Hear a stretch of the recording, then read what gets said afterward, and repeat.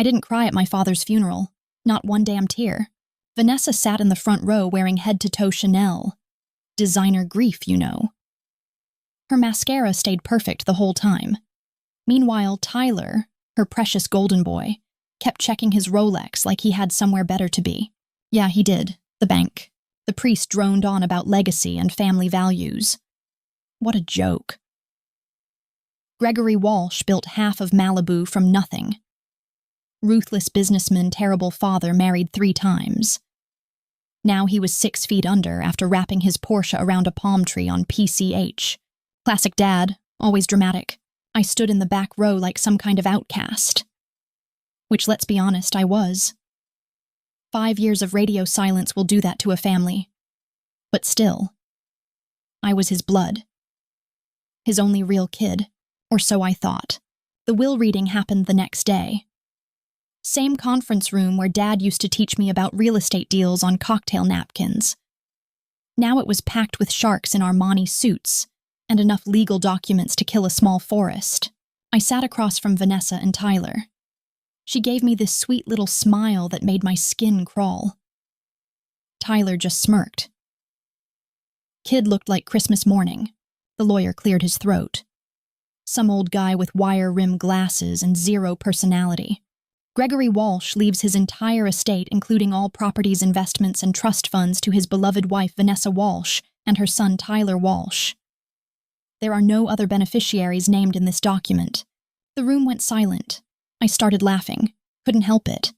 You've got to be shitting me. Vanessa's smile got wider. Gregory was very clear about his wishes, dear. Tyler leaned back in his chair like he owned the place, which apparently he did now.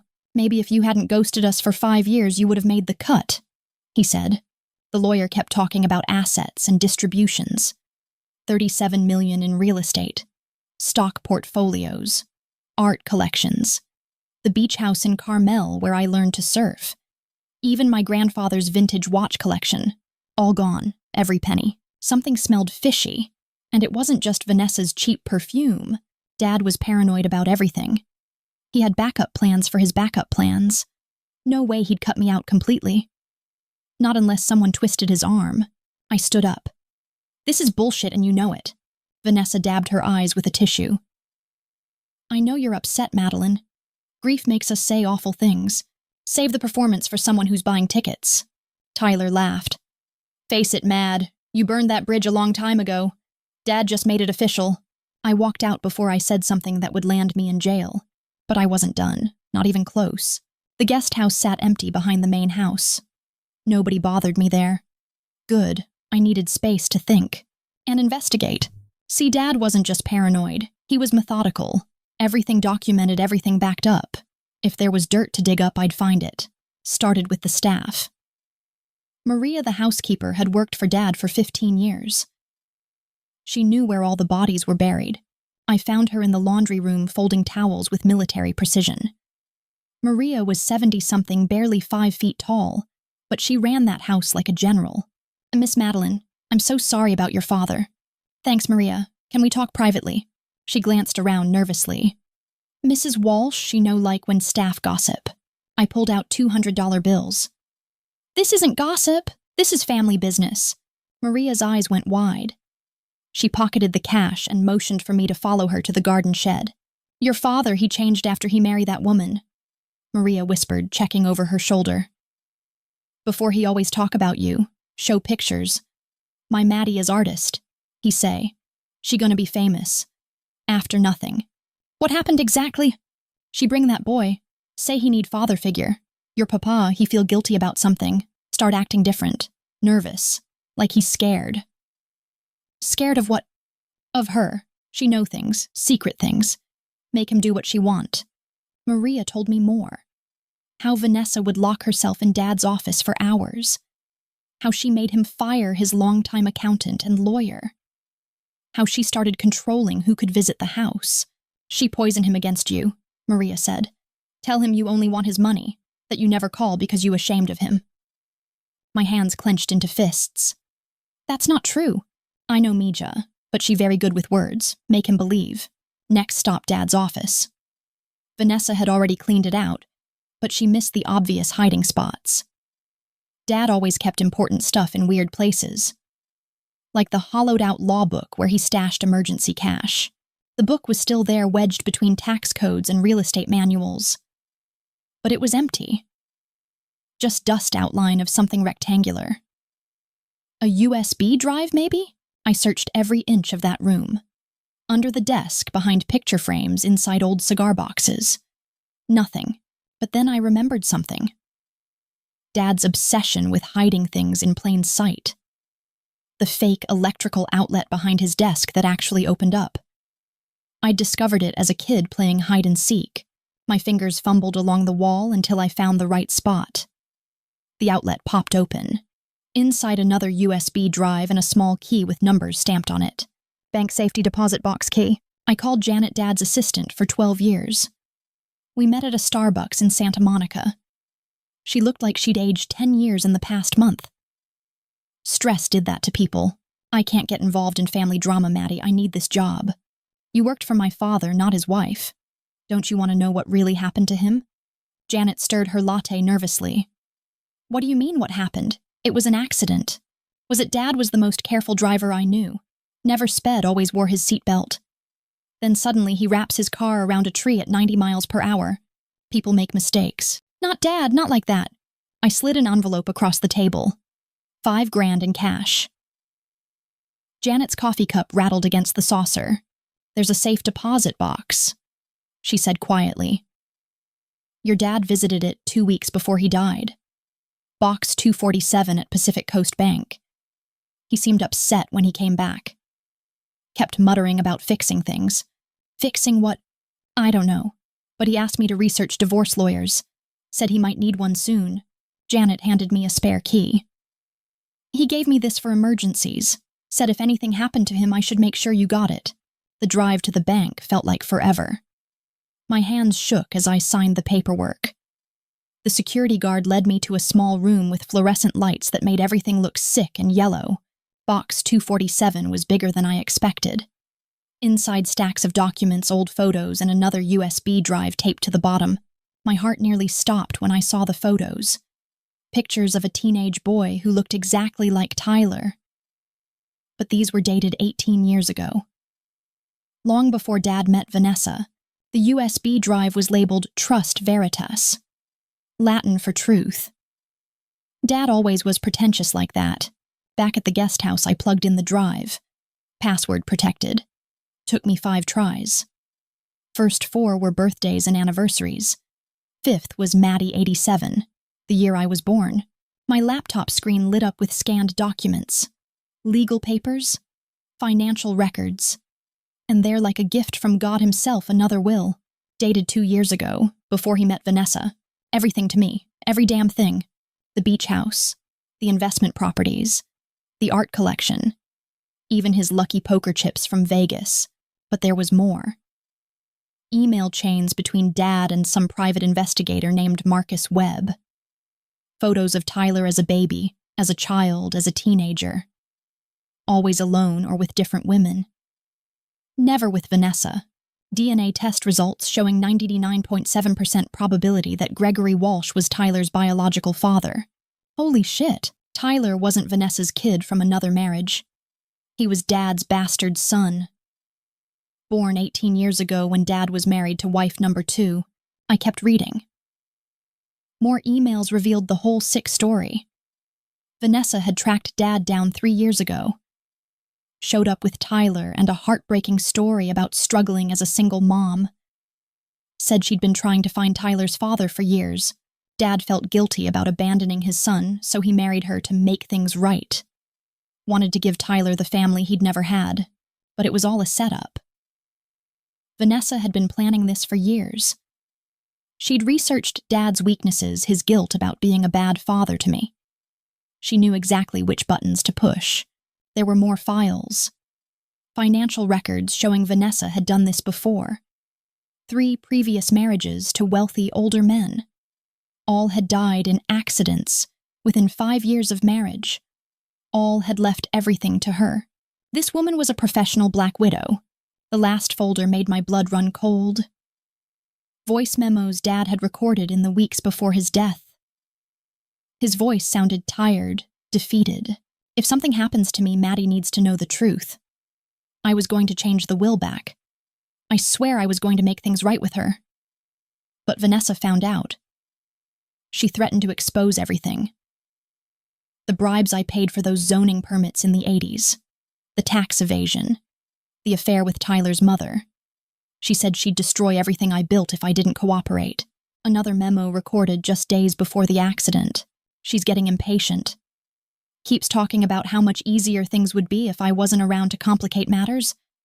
I think she's planning something. I've been checking my car every morning looking for tampering.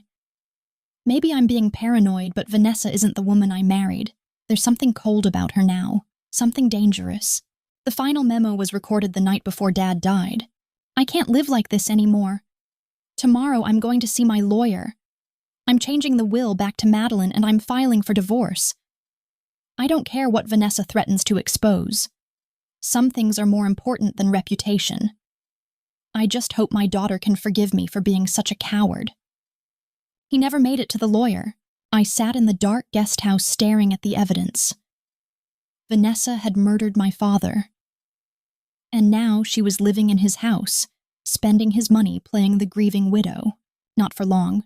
I printed everything, made copies, burned it all to multiple USB drives, and hid them in different locations around town. Dad would have been proud of my paranoia, but I needed more than just evidence. I needed a confession. And for that, I needed help. The next morning, I confronted Tyler. Found him in the pool house playing video games like he didn't have a care in the world, having fun spending my inheritance. He looked up from his PlayStation. Kid had Dad's eyes, but none of his intelligence. It's not your inheritance anymore. Actually, it is. I tossed a printed copy of the original will on his lap. Surprise, brother. Tyler's face went white as he read. His hands were shaking by the time he finished. This is fake, it has to be. DNA doesn't lie. Neither do legal documents. You're Dad's bastard son and I'm his legitimate heir. You can't prove any of this. Already did. Question is, what are you going to do about it?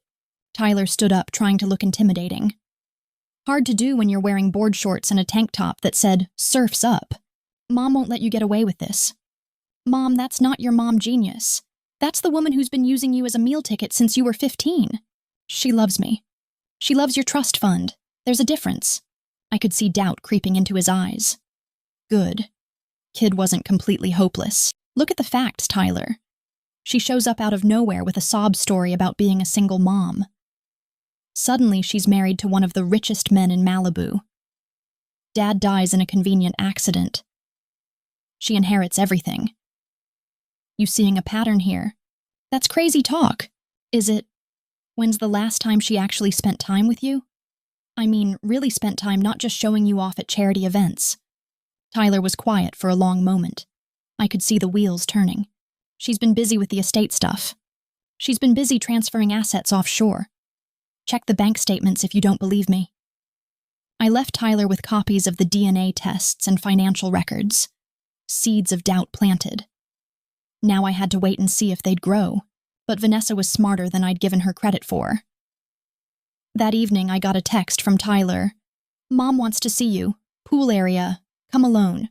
I found Vanessa floating on an inflatable swan, sipping champagne like she didn't have a care in the world.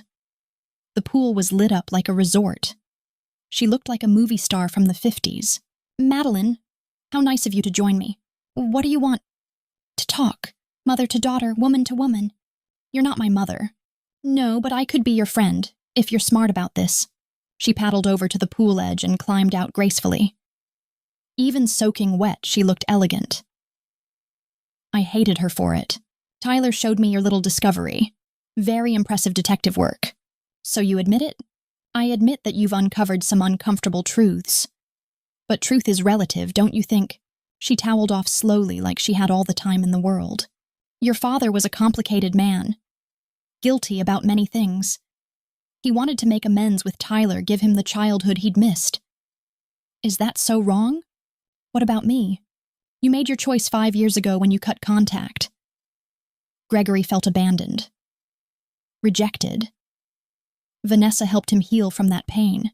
By lying to him, by giving him a chance to be the father he always wanted to be. Tyler needed him. You clearly didn't. The casual cruelty of it took my breath away. She was rewriting history, making herself the hero of the story.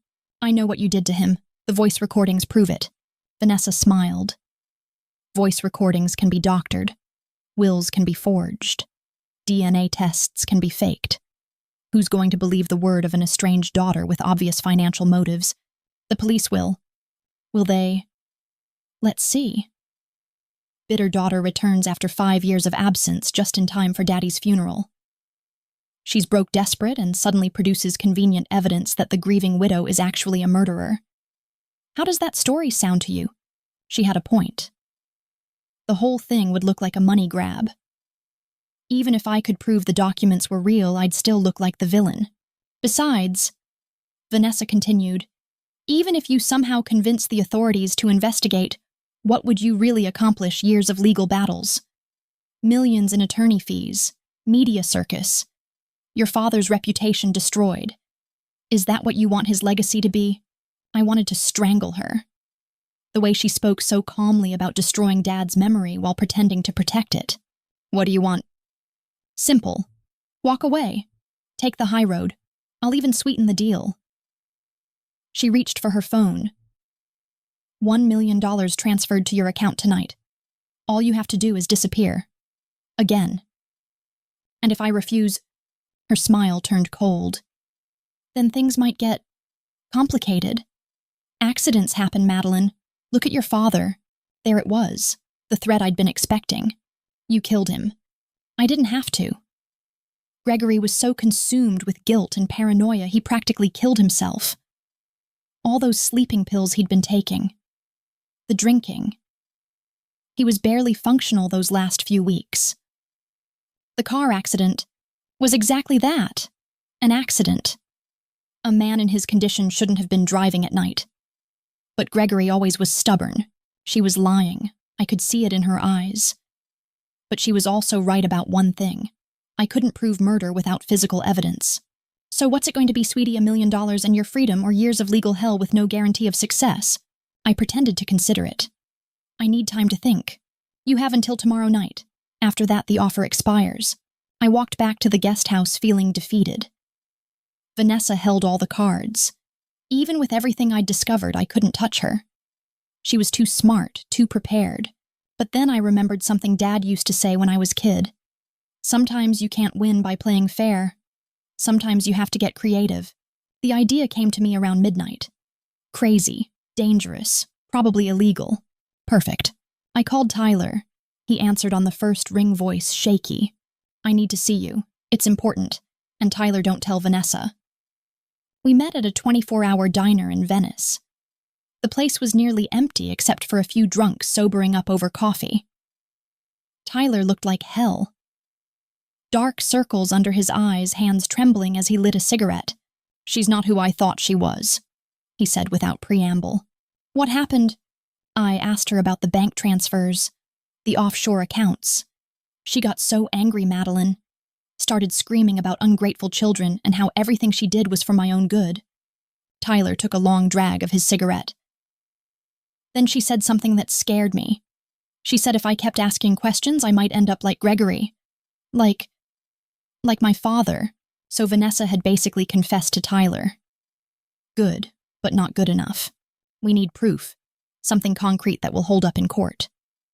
How she's too smart to just confess. Maybe. But she's also arrogant.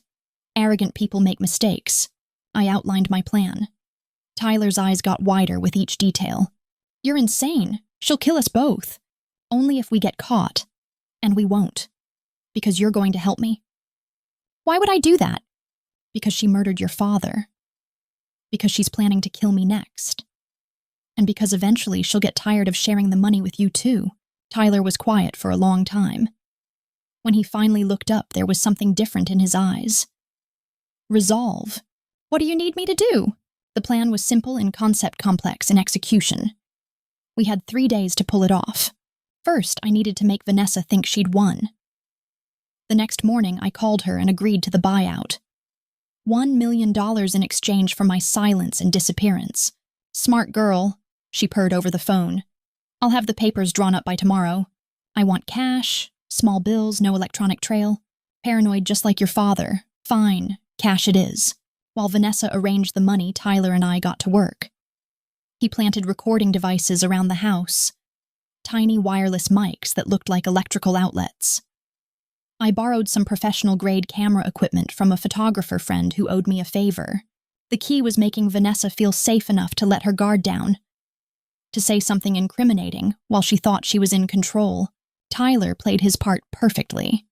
Started asking more questions about Gregory, about the inheritance, about Vanessa's past marriages. Each conversation was recorded, but Vanessa was careful. She never said anything directly incriminating. Just cryptic references and veiled threats.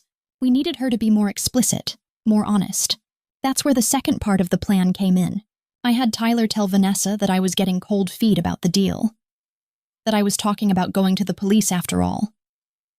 It wasn't true, but Vanessa didn't know that. The effect was immediate. She started making phone calls. To lawyers, to fixers, to people with questionable morals and flexible ethics. Tyler recorded everything. But the real breakthrough came on the third night. Vanessa got drunk. Really drunk. And drunk people say things they shouldn't. Tyler found her by the pool, working on her second bottle of wine. She was crying, which I'd never seen before. I never wanted it to be like this. She slurred. Your father was a good man. He deserved better. Then why did you do it? Do what, baby? Kill him, I know you did. The question is why. Vanessa looked at Tyler for a long moment. Maybe it was the wine, or the stress, or just the relief of finally telling someone the truth, because he was going to leave me, going to take everything away. I couldn't let that happen. Not after everything I'd sacrificed. Tyler kept the conversation going, asking the right questions, getting her to elaborate. She talked about tampering with Gregory's medication, making him paranoid and unstable. About hiring someone to sabotage his car. About planning it all so carefully that it looked like an accident. She also talked about her previous husbands. 3 of them, all dead, all accidents. Tyler got it all on tape, but we still needed more. Vanessa was smart enough to claim the recording was taken out of context, or that she was too drunk to know what she was saying. We needed physical evidence. That's when I remembered the mechanic Tyler had mentioned. The one who supposedly fixed Gregory's brakes. If Vanessa had hired someone to sabotage the car, there would be a paper trail. Money changing hands, phone records, something. It took 2 days of digging, but I found him. Miguel Santos, owner of a sketchy garage in East LA. He had a record of insurance fraud and vehicular tampering. I showed up at his shop with $5,000 in cash and a sob story about my father's accident. Look, I know someone paid you to mess with my dad's car. I'm not here to cause trouble. I just want to know what happened. Miguel was suspicious at first, but money talks. Especially to a guy living paycheck to paycheck. Lady came by 3 weeks ago. Real classy, you know. Said her husband was cheating and she wanted to scare him. Just a little accident, nothing fatal. Did she pay you? Cash, 10 grand. Said there'd be more if I kept my mouth shut. What exactly did you do to the car? Miguel looked nervous. Cut the brake lines. Partial cut so they'd fail after a few miles of hard driving. Made it look like metal fatigue. Do you have any proof she hired you? She paid cash, but I got her on the security camera. Want to see? The footage was grainy, but clear enough. Vanessa Walsh, no doubt about it, handing over an envelope full of money and discussing the job with Miguel. I bought the original footage for another 5 grand. Miguel was happy to be rid of it. Now I had everything. The voice recordings, the video evidence, Tyler's testimony, and physical proof of sabotage. Time for the final act. I called Detective Sarah Chen, the investigator who'd handled Gregory's accident case. She'd been suspicious from the beginning, but hadn't had enough evidence to pursue it. I think you were right about my father's death, I told her. And I have proof. Chen agreed to meet me at the police station the next morning. But first I had one last thing to do. I confronted Vanessa one final time. Tyler and I found her in Gregory's old office going through financial documents, probably planning her next move. Going somewhere? I asked. She looked up startled. Madeline, Tyler, what are you doing here? Saying goodbye, We know everything, Vanessa, about Miguel Santos, about the car, about your previous husbands. Vanessa's mask finally slipped.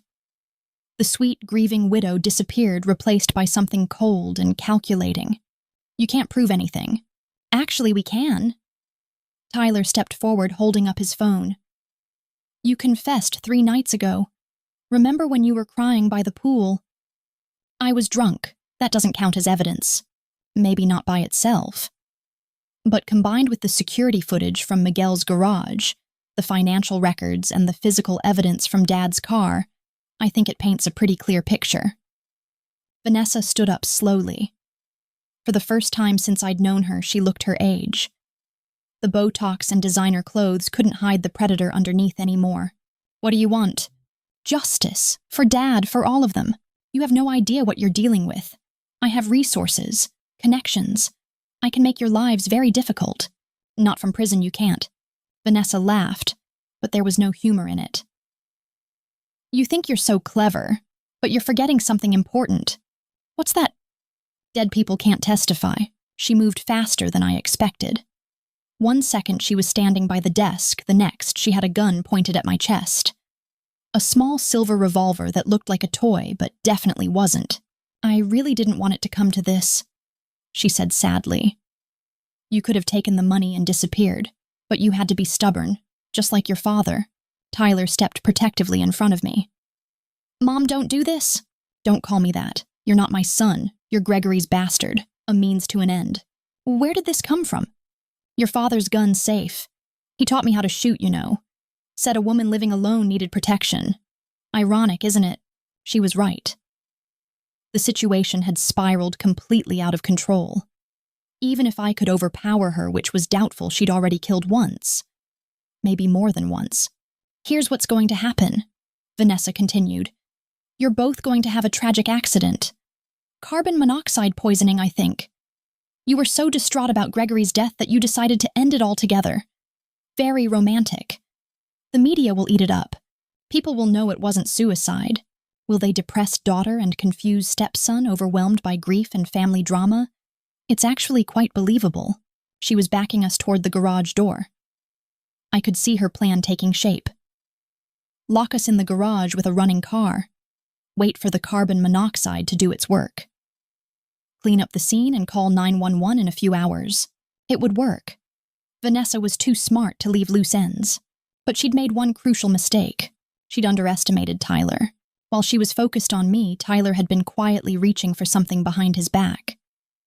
Gregory's old golf club, a 9-iron that he'd left propped against the wall.